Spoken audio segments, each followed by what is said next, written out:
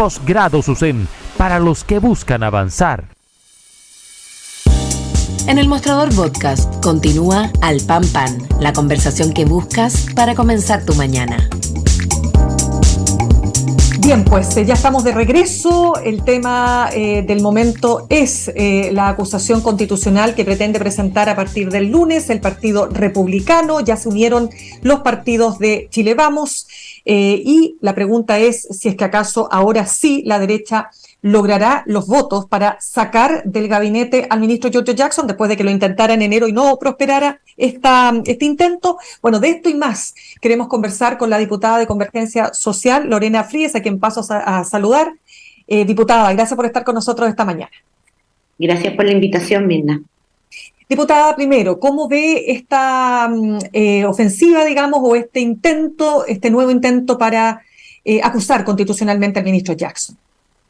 Bueno, yo creo que esto hay que decirlo también. Aquí hay una obsesión de pegarle al gobierno a través del ministro Giorgio Jackson. La primera vez no se pudo. Obviamente que mientras avanza el tiempo y en el contexto en el que estamos, seguramente van a tener un poco más de votos, pero la verdad es que la acusación no tiene mucho mérito. No la hemos visto todavía, pero me imagino que la buscarán relacionar, porque es lo que han intentado, relacionarlo con el tema de convenio, puntualmente por el robo dentro del ministerio, en fin, cuestiones con las que no tiene nada que ver y de hecho, digamos, ni siquiera es parte de las investigaciones que está haciendo la justicia, a pesar de que haya sido citado, digamos, no tiene nada que ver. Entonces, lo van a intentar, con esto siguen obstruyendo la posibilidad de gobernar en términos de que la agenda no logramos como gobierno, como oficialismo, recuperar la agenda que está puesta entera, digamos, en contra del gobierno a través fundamentalmente del ministro Jackson. Entonces, sí, yo creo que hay una operación política mayor aquí. Usted dice que esto es una operación política, que no hay fundamento alguno desde el punto de vista constitucional para que se lo pueda acusar al ministro. Yo no veo antecedentes para que esto se pueda hacer y claramente es un flanco pegarle a Giorgio, se sabe, digamos, la cercanía con el presidente y eso obviamente golpea al gobierno. Yo de verdad que creo que aquí cada cierto tiempo se está tomando el termómetro, digamos, de cómo ir subiendo la temperatura y ha sido todo siempre a través del ministro Jackson. Diputada, pero vamos a lo siguiente, porque independientemente si está el mérito, ¿no es cierto?, de una acusación constitucional, sabemos que esta herramienta que tiene el Parlamento tiene más que ver con lo político que lo constitucional, está plagado de ejemplos en la historia de estos últimos 33 años de democracia. Y quiero saber, de todas maneras, si usted cree que ya que el factor Jackson se convierte en un tema político complejo para el gobierno, que las encuestas, sea justo o no, muestran al ministro relacionado para la ciudadanía con el caso convenios, si acaso no sería prudente y necesario que el gobierno tomara una decisión política antes de que esta acusación prospere. Bueno, yo creo que esas son todas reflexiones que deben estar haciendo en este minuto en el gobierno, porque todos sabemos además que de prosperar una acusación constitucional, el daño que se le produce a un ministro es tremendo si llegara a ganar esa acusación. Son 5 años de inhabilitación para cargo público, etcétera. Yo creo que todas esas variables las está y las va a analizar el gobierno y actuará en concordancia con eso. Lo que pasa es que, como dices, Mirna, de base hay una tremenda injusticia porque efectivamente hasta ahora por lo menos, y yo no veo cómo vincular al ministro Jackson con una acusación, con los méritos para una acusación constitucional. No veo cómo. Ya, pero espérese ahí, porque el senador Macaya, presidente de la UDI, decía que, contestándole a la ministra Vallejo, que ayer hacía un punto señalando que ya van 5 acusaciones constitucionales, 4 presentadas y rechazadas, y ahora recientemente esta anunciada, si continuamos así vamos a terminar con alrededor de 16 acusaciones constitucionales, etcétera. Y dice el senador Macaya, presidente de la UDI, Chile espera que el gobierno se haga cargo de enfrentar el caso de corrupción más grande de los últimos años.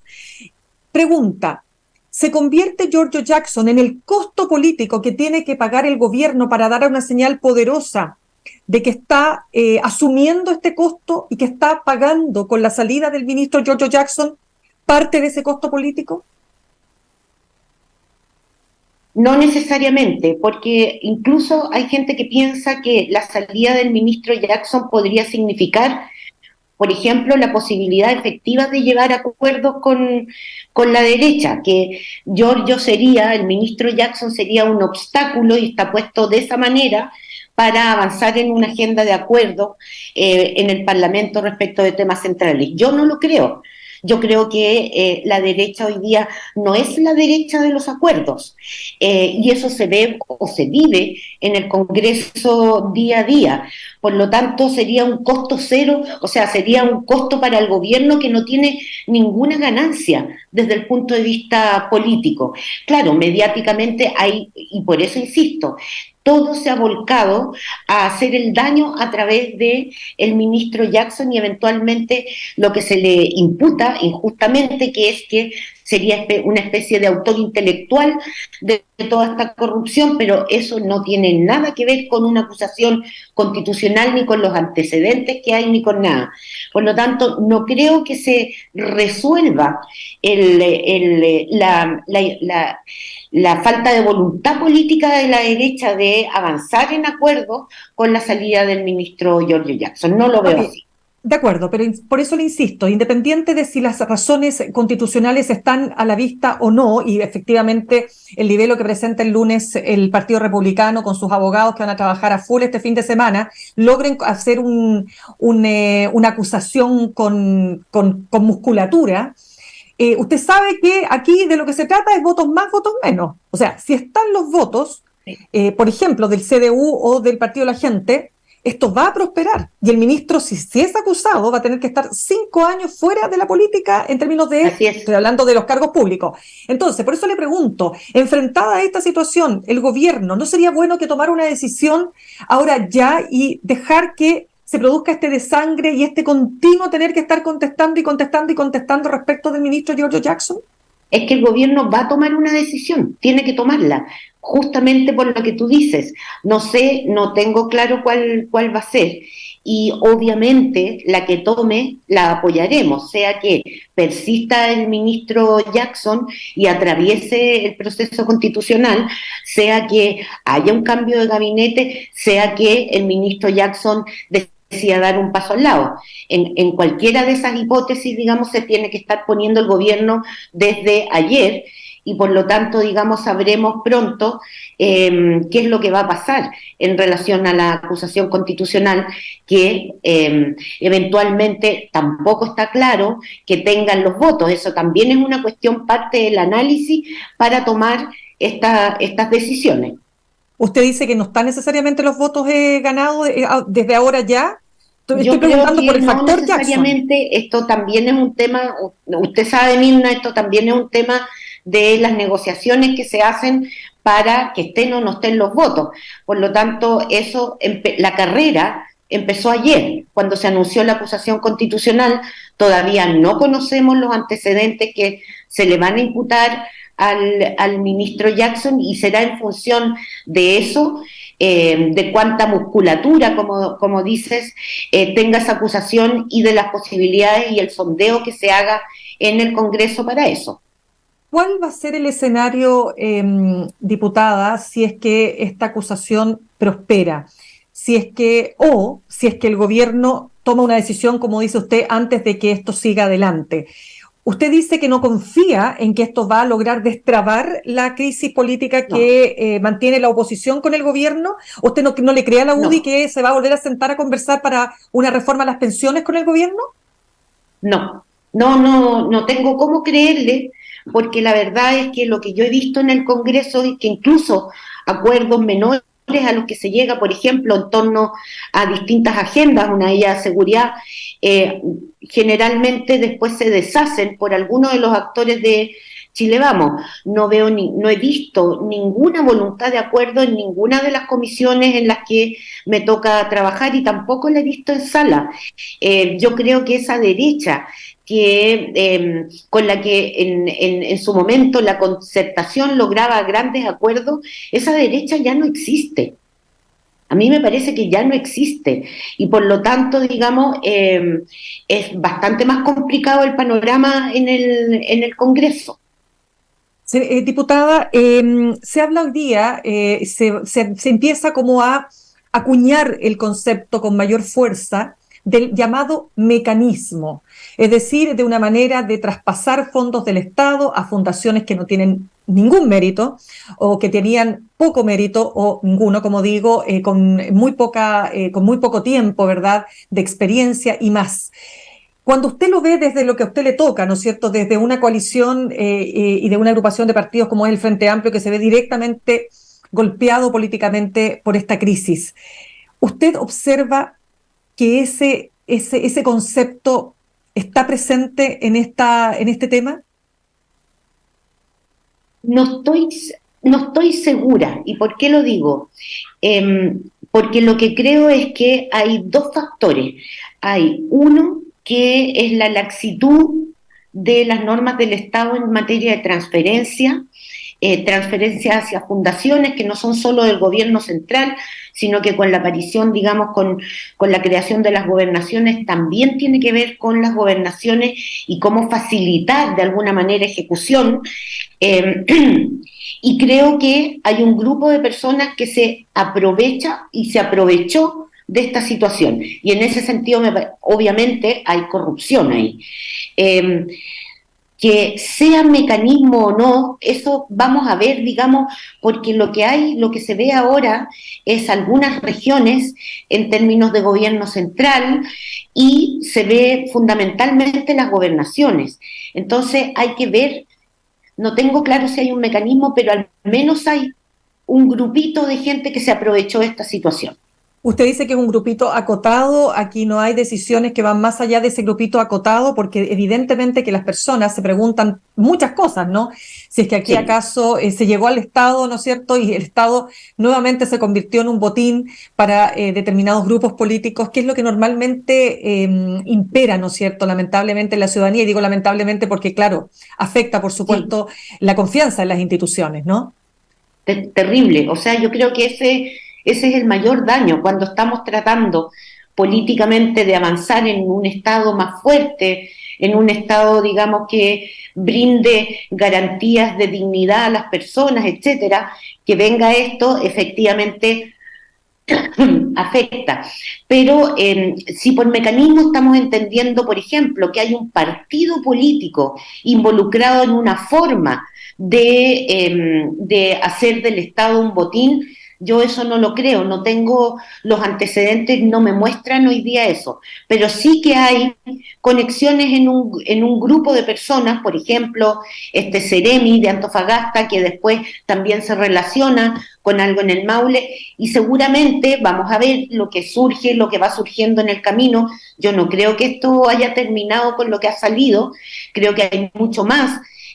No necesariamente todo es corrupción, sino que, como te decía, hay también una laxitud de parte del Estado en transferencias y sobre todo respecto de aquellas fundaciones sin fines de lucro que de alguna manera sustituyen la labor del Estado. Y quiero detenerme ahí un poquito, Mirna, porque yo trabajé muchos años y he trabajado muchos años en organizaciones no gubernamentales, y la verdad es que hay que hacer una distinción entre aquellas que promueven el interés público, que tiene que ver con los valores de la democracia, los derechos humanos, etcétera, etcétera, y aquellas que, producto de la reducción del Estado, empezaron a cumplir labores del Estado. Y yo ahí tengo una fuerte crítica, porque además de hacerlo, se hizo con reglas bastante laxas, que es lo que estamos viviendo seguramente en materia de vivienda, los vamos a ver seguramente, puede que haya donde se transfieren fondos,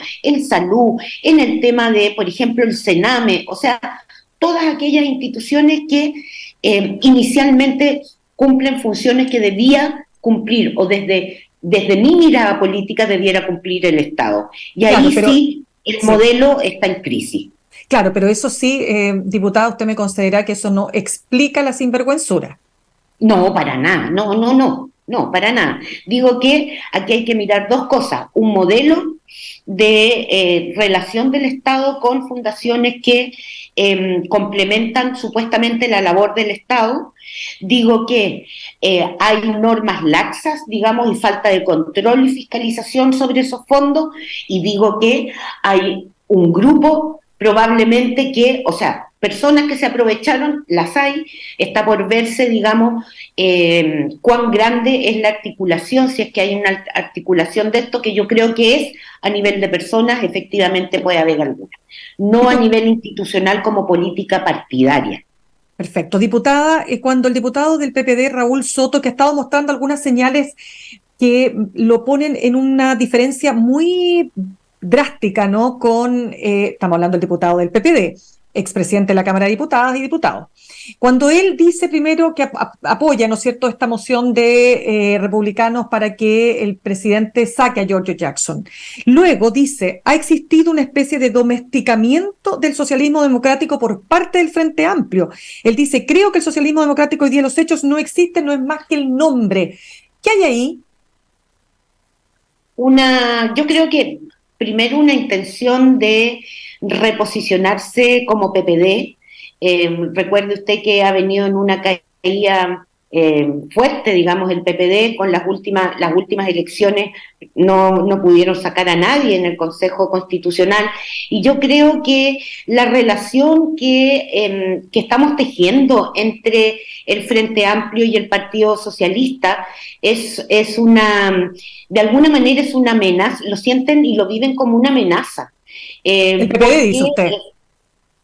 ¿Cómo? El PPD, dice usted, lo vive como una amenaza. El partido en su conjunto. Yo creo que lo viven como una amenaza, y que de alguna forma hay un intento también de sacar partido en esto y de reposicionar socialismo democrático, porque, claro, el diputado Soto lo ve como subordinado al Frente Amplio. Lo que hay es una alianza programática, digamos, de socialismo democrático con el Frente Amplio, donde el Partido Socialista en socialismo democrático tiene un peso específico, y los partidos del Frente Amplio son los partidos de sustento del presidente de la República. Por lo tanto, esa es una alianza que se ha venido, a pesar de todo lo que dicen los medios, se ha venido fortaleciendo con el tiempo. No le voy a decir que no hay diferencias, etcétera, pero hay un propósito común y hay un trabajo, digamos, que se está haciendo a nivel de gobierno y a nivel de bancada, que no necesariamente tiene el PPD, y entre otras cosas porque la bancada del PPD es relativamente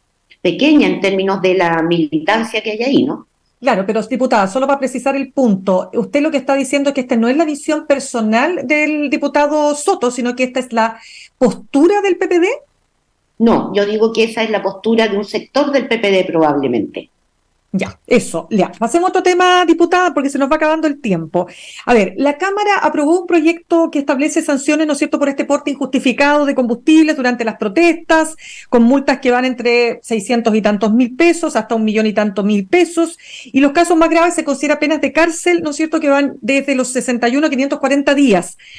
A ver, quiero saber cuál es su visión de esto, porque la derecha está acusando precisamente al Frente Amplio de querer entorpecer medidas que van directamente en relación a mejorar la seguridad, que es un tema clave para las personas y para la ciudadanía.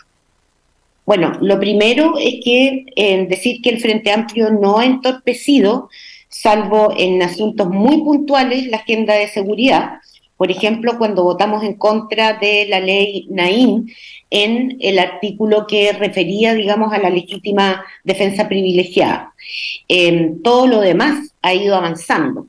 Respecto del porte de armas, la verdad es que el proyecto original, que es un mensaje del presidente de la República, es para considerar el porte de combustible en contextos de manifestación como una falta. Una falta. A eso, ayer lamentablemente se aprobó el que esto fuera considerado un delito, lo que además no tiene mucho sentido, porque trastoca, digamos, jurídicamente trastoca las escalas de penas, etcétera. Sí, en lo que habíamos trabajado allí, porque efectivamente la derecha quería hacer de esto un delito, del porte, pensemos que todas las otras, el fabricarla, arrojarla, portarla, o sea, la bomba, eso, la bomba Molotov u otra similar, ya está penado. Y en este caso se trataba de fortalecer el derecho a manifestación, evitando, digamos, la posibilidad de que aparecieran molotov, que es algo que en el último tiempo hemos estado viendo mucho, sobre todo a propósito de los liceos emblemáticos de estudiantes. Claro, pero por eso le pregunto, entonces, respecto a este punto, ¿ustedes van a aprobar este punto o no? El punto de la derecha, no, por ningún motivo. Punto. No, pero es que por eso le pregunto. Ayer, ¿Ya? ¿Cómo? Dígame. No, es que pues para lo que hicimos ayer como Convergencia Social fue aprobar la idea de legislar en términos de que se considere una falta. Y una falta significa, digamos, una multa y significa justificar por qué tiene uno en el contexto de una manifestación combustible. Ya, pero es que eso es súper irrelevante, diputada, porque ¿por qué una falta si nadie va a ir con combustible para no usarlo? ¿Cómo no? No, porque o sea, ¿quién va a andar acarreando combustible para no usarlo en una protesta? O sea, obviamente puede pasar perfectamente que se lleve una botella o un bidón o lo que sea de algún combustible para, por ejemplo, encender una barricada. Ya, pero eso para ustedes no tiene el mismo valor en términos del peligro que reviste. No tiene el mismo valor porque no necesariamente se ha cometido un delito. Entonces, esto es previo a la comisión del delito, que en general los actos preparatorios no se penan. Si yo ahí también me doy cuenta, digamos, que estamos en un límite, pero esto también es producto de una negociación que venimos haciendo desde enero, donde la derecha quería las penas del infierno y nosotros no queríamos legislar sobre esta materia. Y finalmente el acuerdo que sostuvimos con el gobierno es que esto si iba a ser algo, tenía que ser falta. Más allá, no estamos de acuerdo con legislar eso. Ya, pero ahí usted está de acuerdo en el sentido de que las personas, la ciudadanía, le cuesta comprender esta sutileza de que una falta, si lo porto como benzina, porque si la voy a ocupar para una barricada o si la voy a ocupar para hacer una bomba Molotov, hay un distingo ahí que es re difícil de comprender o de separar. Sí, lo puedo entender y lamentablemente pasa con muchas cosas, pero quizás lo más simple es decir que una persona que va a comprar combustible, parafina para su casa, etcétera, no pasa nada. Si esa persona lleva combustible y está en un contexto de una manifestación, incluso recuerde usted que las bombas de benzina alrededor de una manifestación no venden benzina ese día, por ejemplo, y eso no es una norma legal, sino que lo autorregulan, digamos, los dueños de las bombas. Bueno, si llega a la manifestación, si hay eventualmente en alguna parte de esa manifestación se están lanzando molotov, eso ya está penado. Todo está penado, hacerla, arrojarla, que explote, está todo penado. Y esto es un acto previo, que lo que busca es que no llegue a conformarse una bomba en un contexto de manifestación. ¿Por qué? Porque hay que relegitimar las manifestaciones de manera pacífica y sin armas, de manera que efectivamente estén al amparo o dentro del campo de los derechos humanos, que es la exigencia que hace el campo de los derechos humanos para el derecho a reunión. Ya, diputada, dale con que le digo senadora, imagínese. Diputada. Por la edad, yo creo. Diputada, a ver, se nos acaba el tiempo muy cortito. Ayer hubo un evento donde participó, entre otros, Hernán Vigi. Respecto de los 50 años, dijo: se hicieron políticas que cambiaron a Chile, le guste o no a algunos reconocerlo, pasar de un país pobre a uno próspero. Ok, uno diría, lo dijo un ministro de la dictadura, pero resulta que el presidente Sebastián Piñera, el expresidente que votó que no en el plebiscito del año 88, que además dijo y acuñó este concepto de los cómplices pasivos que apoyaron la dictadura. Dice en una entrevista este fin de semana que el 11 de septiembre murió la democracia, pero no fue una muerte súbita, venía enferma de mucho antes. Dice que evidentemente hay que condenar abiertamente lo que el gobierno militar hizo respecto de este capítulo negro, que son los atropellos permanentes, las muertes, en fin.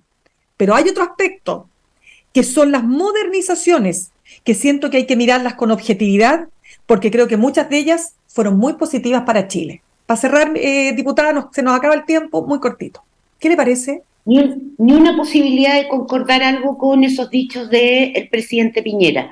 Primero porque estamos volviendo a esta dualidad de que la dictadura tenía una cara buena y una cara mala. La cara mala de violación a los derechos humanos y la cara buena, digamos, el auge económico o la transformación económica que se produjo ahí.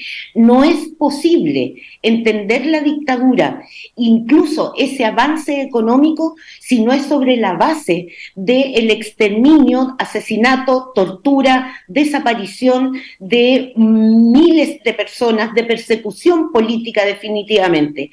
Y por lo tanto, yo insisto, el golpe de Estado tiene que ser condenado por todos, independiente de la interpretación y el análisis que hagamos sobre el periodo de la Unidad Popular. Ya, pero le llama la atención, interrumpe la democracia. Sí, pero le llama la atención que provenga precisamente del presidente Sebastián Piñera con esos dos elementos que yo le señalo. Me llama la atención porque yo esperaba de él otra conducta. Es más, esperaba que en algún minuto, esto suposiciones mías, el gobierno invitara a todos los presidentes a firmar un compromiso por la democracia. Con estas palabras, el presidente Piñera no está llano a hacer eso. Y eso es un retroceso respecto de la propia conducta del presidente Piñera, que incluso además cerró el penal Cordillera. Ya pues, diputada Lorena Fríes, se nos acabó el tiempo. Muchísimas gracias por haber estado con nosotros esta mañana. Gracias a ti, Mirna. Gracias. Chao. Gracias. Saludamos a esta hora a nuestros auspiciadores. Copeuchi Inversiones te ayuda a cumplir tus metas desde 1.500 pesos y con una comisión que se acomoda a tu bolsillo. 100% digital, fácil de usar, te acompaña y con el completo control de tus fondos. Copeuchi.cl, el sitio donde todos pueden invertir. Y Universidad Central, 40 años formando personas. Ven a vivir la experiencia USEN para los que buscan avanzar. Posgrados USEN, acreditada y adscrita a gratuidad. Conoce más en posgradosusen.cl. Nos vamos ya terminando el programa. Los dejo con Fran Castillo, juntos y revueltos. Nos reencontramos mañana a las 8 en punto, aquí en Alpampan, en el mostrador.cl. Que tengan un muy buen día.